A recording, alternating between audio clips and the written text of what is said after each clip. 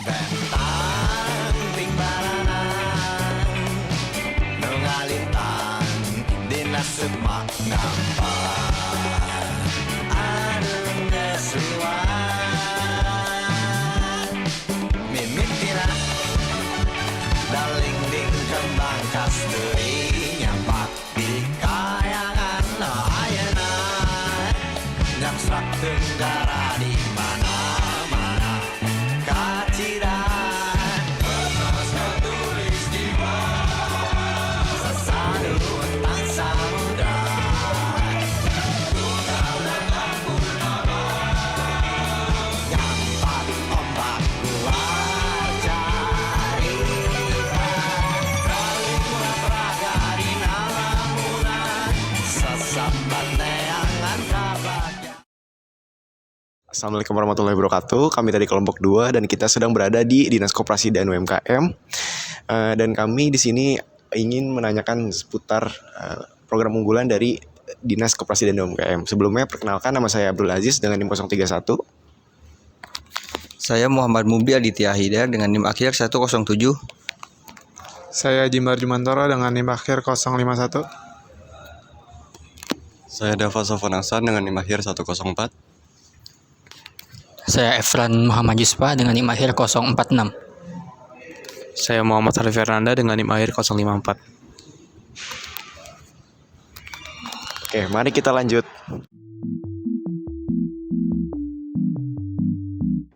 Mohon izin, sebenarnya bisa dijelaskan nggak Bapak atau Ibu tentang masalah utama sih apa sih yang dihadapi sama pelaku UMKM dan koperasi di Tangerang Selatan sampai akhirnya itu muncul program galeri ini. Terus ada program unggulan nggak sih Pak sebenarnya yang dibentuk dari koperasi, galeri koperasi? Oke, saya jawab ya.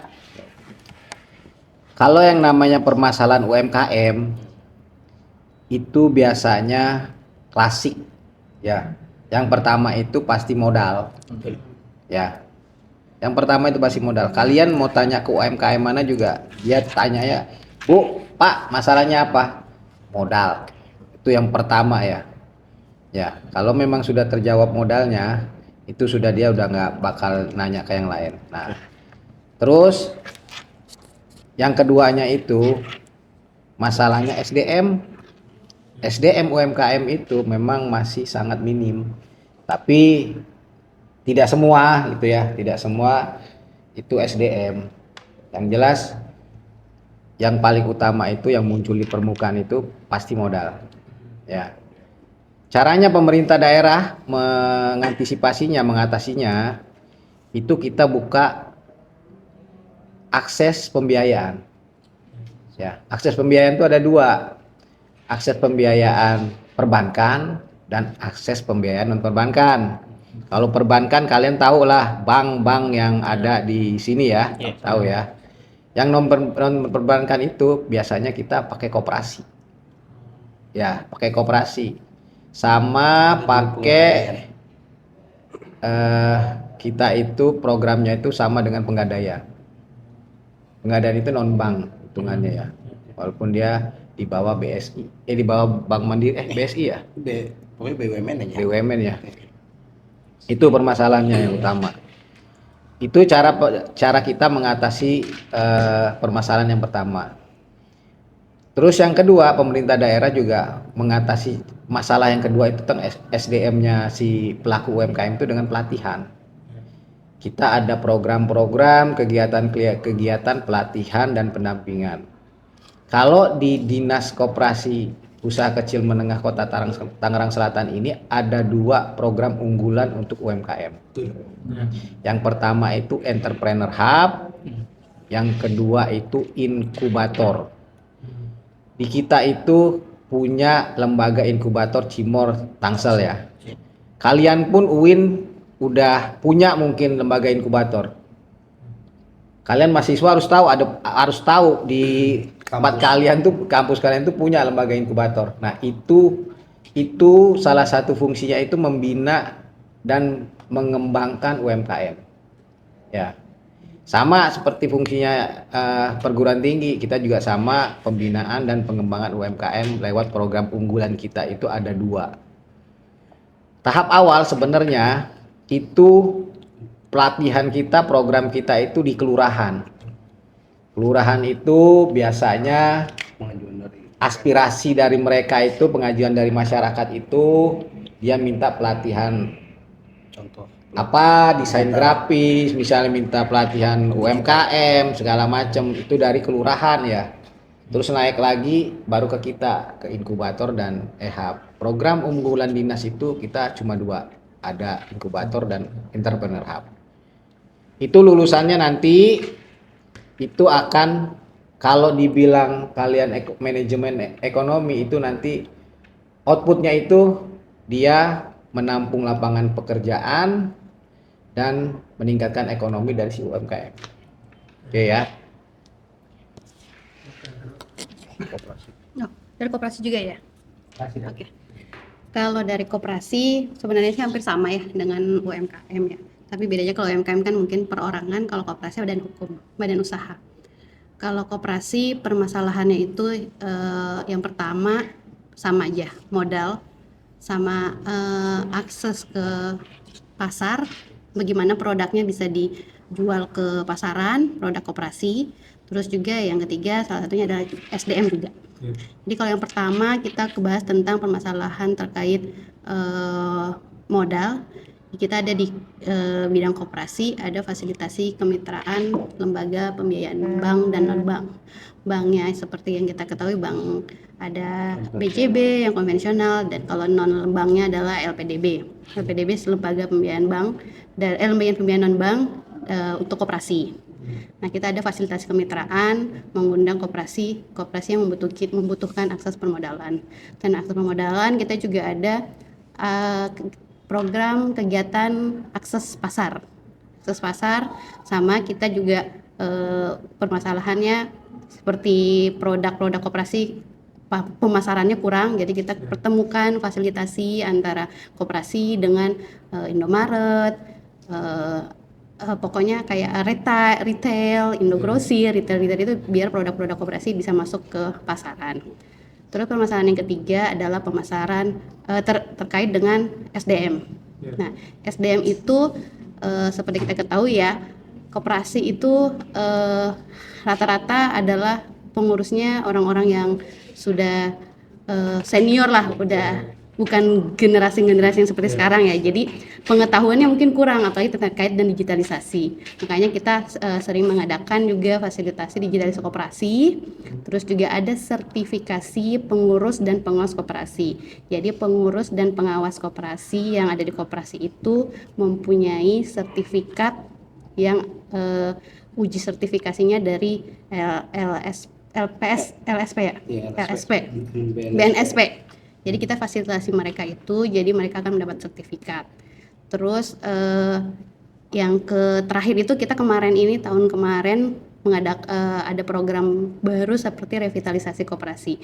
Jadi koperasi itu yang ada di Tangsel kita pilih mana sih koperasi yang tidak aktif, koperasi yang kurang aktif, dan koperasi yang aktif. Nah, itu kita ngadakan program revitalisasi koperasi, kegiatan revitalisasi koperasi, di mana kalau misalnya koperasi yang tidak aktif, kita bina untuk bisa aktif, atau kalau misalnya nggak bisa dibina, tetap tidak aktif, kita akan bubarkan. Terus kalau misalnya koperasinya aktif, kita bina supaya dia terus akan aktif dan bahkan bisa menjadi sehat. Itulah nanti akan diukur dari pemeriksaan kesehatan koperasi. Seperti itu. Kalau unggulannya sih koperasi itu salah satunya itu sertifikasi pengurus dan pengawas koperasi, dan koperasi award juga tuh. Kemarin juga kita akan sudah ngadain koperasi award. Jadi ada award untuk koperasi-koperasi yang penilaiannya bagus. Nanti sudah di juri dengan juri yang sudah disediakan gitu kan ya. Jadi nanti ada program unggulan kemarin ada koperasi award sih gitu. Yang ketiga itu dari sisi hasilnya sih Bu. Nah, kira-kira Dinas Koperasi dan UMKM ini melihat keberhasilan suatu program itu dari mana gitu? Apakah dari peningkatan koperasinya atau peningkatan UMKM-nya, entah itu, atau penaikan omset UMKM-nya gitu sih? Oke, saya jawab yang UMKM ya. Ya. Jadi setelah mengikuti program kami, yang entrepreneur hub ataupun di inkubator, rata-rata tenan dan UMKM kami itu akan terus meningkat omsetnya. Yang dimana mereka hanya omsetnya cuma 10% dan sekarang tuh mereka laporan udah sampai udah 50% gitu. Karena yang mana kalau mereka sudah menjadi binaan kami akan pantau mereka terus. Dan mereka tuh akan kami tanya, kebutuhan kalian tuh apa lagi sih gitu. Misalkan contoh mereka itu kan sudah kita latih ya. Nah rata-rata mereka itu, Pak saya butuh pemasaran. Oke, kita carikan jaringannya, mereka mau kemana. Nah setelah sudah kita carikan dan mereka akan kita temukan dan biar mereka berjodoh gitu lah. Nah setelah berjodoh kan akan terjadi menaikkan omset kan. Nah makanya itu yang mana kalau mereka sudah mengikuti kegiatan kami akan terus naik omsetnya gitu. Dan bahkan di inkubator kemarin itu ada tenan kami yang baru selesai berangkat ke Malaysia dan mereka belajar di sana.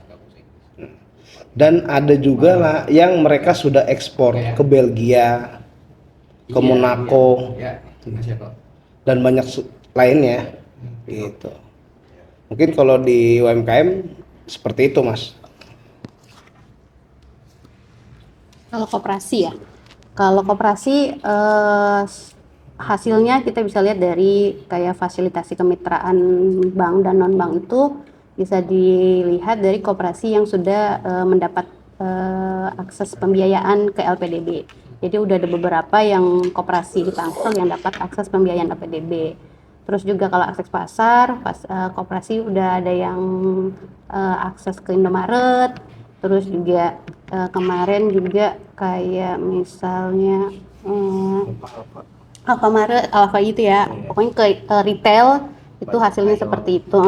Dan khusus kayak pembinaan koperasi, kita hasilnya koperasi ketika kita selesai bina, hasilnya itu apakah koperasi itu sudah bisa menyusun RAT atau enggak. Nah itu hasil kita nih, misalnya kita bina, kita bina sampai dia bisa RAT, karena kan suatu koperasi dibilang sehat kalau dia udah RAT, tapi hasil RAT-nya itu harus sehat. Nah itu udah sehat, walaupun dia RAT tapi hasilnya kurang sehat, itu belum termasuk koperasi sehat. Nah itu makanya tadi ada pemeriksaan kesehatan. Nah dari bidang pemberdayaan itu hasilnya ketika koperasi sudah RAT, itu hasil kita nih, kita sudah bina sehingga koperasi bisa RAT. Berarti kan SDM-nya sudah tahu nih bagaimana cara membuat laporan RAT, laporan keuangan.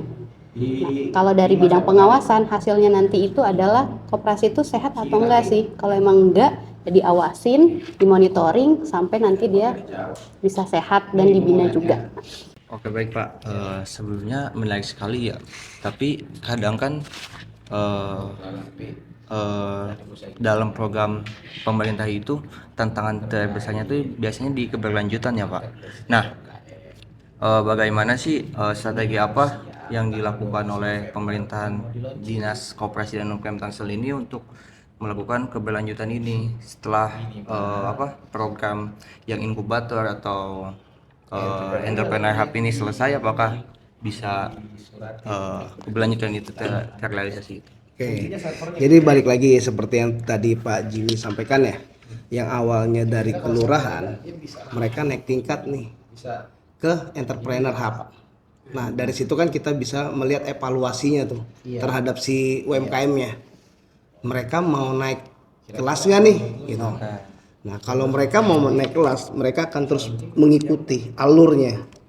Kan nggak semudah membalikan telapak tangan ya, gitu. Nah begitupun juga nanti setelah selesai kegiatan entrepreneur hub dengan inkubator, kita akan selalu evaluasi. Makanya di setiap kegiatan itu kami pasti ada paskahnya. Nah kita kalau di entrepreneur hub itu kita ada pendampingan pas selesai paskahnya itu selama 6 bulan. Jadi kita mengevaluasi mereka selama 6 bulan gimana nih, gitu. Apa sih permasalahan kalian? Apa sih kendalanya? Kenapa kalian bisa turun omsetnya? Ada apa nih? Gitu. Nah, begitupun juga di inkubator. Di inkubator tuh selama 2 tahun kami akan evaluasi terus, monitoring terus. Jangan sampai si UMKM-nya ini turun ke bawah omsetnya. Kalau bisa kan dia itu harus bisa menciptakan lapangan kerja ya untuk membantu perekonomian yang ada di Tangsel dan tumbuh ya gitu. Oke, berarti setiap program itu ada monitoring ke pelaku-pelaku usaha Ada, gitu. ada maupun di UMKM pun, koperasi pun pasti ada. Nah, kami memang selalu melakukan evaluasi monitoring. Itu pun kami monitoringnya sebulan sekali. Oh, sebulan sekali. Iya. Jadi biar tahu nih kalau 2 minggu sekali nanti kasihan UMKM-nya kan, takut terganggu aktivitasnya mereka kan gitu. Jadi kami menentukan sebulan sekali. Itu kami datangin satu persatu, bukan iya. Kami datangi, kami ngobrol. Makanya kami kan ada program yang dimana program itu menyapa UMKM dan menyapa klinik koperasi.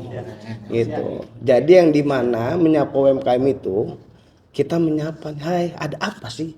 Apa kendala kalian? Kalau klinik konsultasi koperasinya sakit apa enggak? Kalau sakit ya ke klinik gitu. Kayak kalian aja kalau sakit ke mana? Klinik. Dokter. Jadi koperasinya Iya. sakit nggak sehat nih kan sehat sama nggak sehat ya udah ke klinik nih kalau bisa jadi sehat kita dampingin kita bina.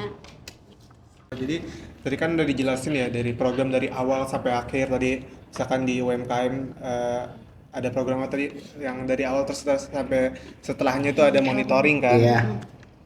Itu tuh ada nggak sih tantangan tersendiri gitu dari UMKM sendiri atau dari koperasi, itu ada tantangannya nggak ya? Ada aja kalau tantangan. Balik lagi UMKM-nya mau nggak mereka mengikutinya, gitu loh. Padahal kan demi kebaikan dia. Iya. Nah, kalau yang susah-susah gitu, tetap kita datengin. Mau sesusah apapun, kami tetap ke lokasi. Itu. Begitupun juga dengan koperasi. Misalkan Kayak SDM-nya kan tadi tantangannya ya pengurusnya banyak kan yang udah pada berusia gitu kan. Jadi susah digitalisasi. Jadi susah ya. digitalisasi buat laporannya. Nah, tetap terus kita dampingin, kita bina gitu. Jadi kita udah punya koperasi-koperasi binaan gitu. Iya. Jadi ya itu tantangannya sih koperasi, tantangannya ya mikirnya kan koperasi bukan nggak modern gitu ya. Sekarang kan koperasi sudah modern, kita mau bikin modernisasi gitu. Tadi kan udah dijelasin ya Pak, terkait program dari awal sampai akhir. Nah, dari program yang Bapak atau Ibu laksanakan, ada nggak sih peran teknologi atau digitalisasi yang Bapak dan Ibu lakukan?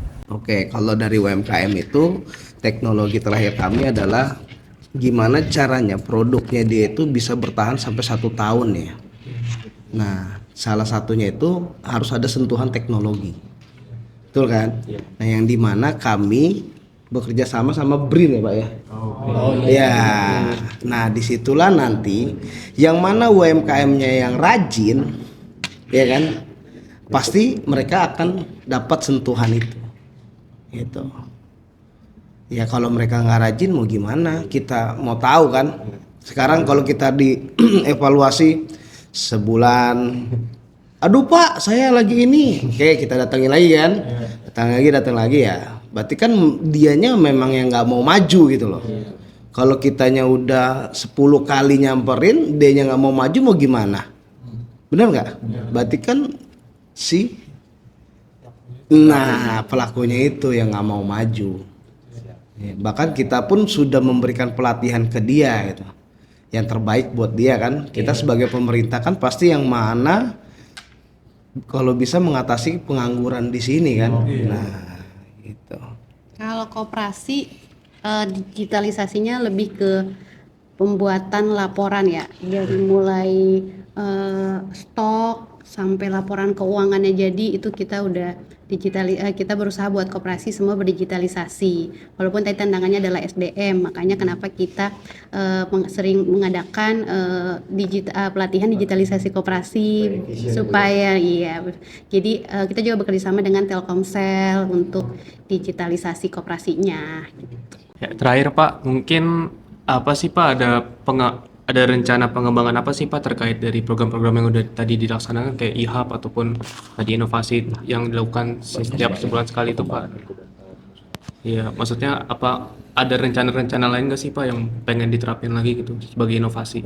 Kalau untuk inovasi, pembinaan dan pengembangan UMKM, kita itu rencananya itu pertama itu untuk ekspor kita ya ke, cuma memang persyaratan untuk ekspor itu sangat ketat ya.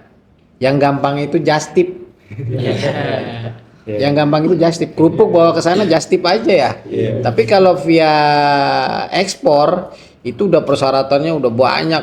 UMKM sendiri pun nyerah buat ininya, buat melengkapi legalitas dia itu susah.